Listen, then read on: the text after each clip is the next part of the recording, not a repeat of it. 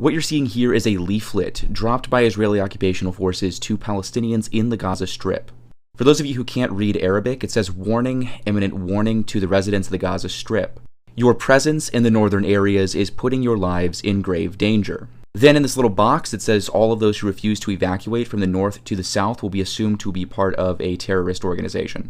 That is a really horrific statement that is prepping the ground for genocide, and I want to show you why. See, there are 1.1 million people in northern Gaza above this little blue line that you can see in this photo here. That is 1.1 million people. Many of them are children, potentially disabled, elderly even, who are being told they have to evacuate from the northern parts of Gaza down to the south. That would constitute a mass ethnic cleansing event, but is also an evacuation that is nearly impossible for many in Gaza. Not even getting into the fact that Israel has already on multiple occasions bombed civilians that are fleeing the north to the south in accordance with their orders.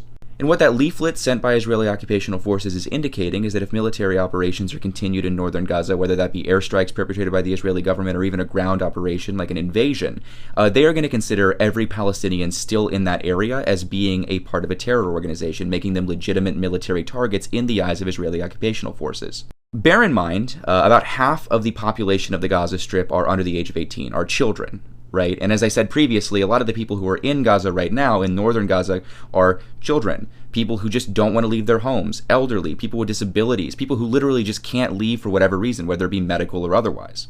And yet the Israeli government, and by extension Israeli occupational forces, are going to be treating people still in northern Gaza as being legitimate military targets. Right? Because they're considering them as being either part of these so-called terror organizations or being affiliated with them in some fashion by merit of them staying in northern Gaza against the orders of the Israeli government. Essentially, if you're a Palestinian and you can't leave northern Gaza, whether it be for a medical reason or some other issue, or you just don't want to leave because you don't want to be ethnically cleansed from your home, you are now at risk of being massacred. That's horrific. That is genocidal. Right? The level of casualties that are likely to result from thinking like that, from operational planning like that, is horrific.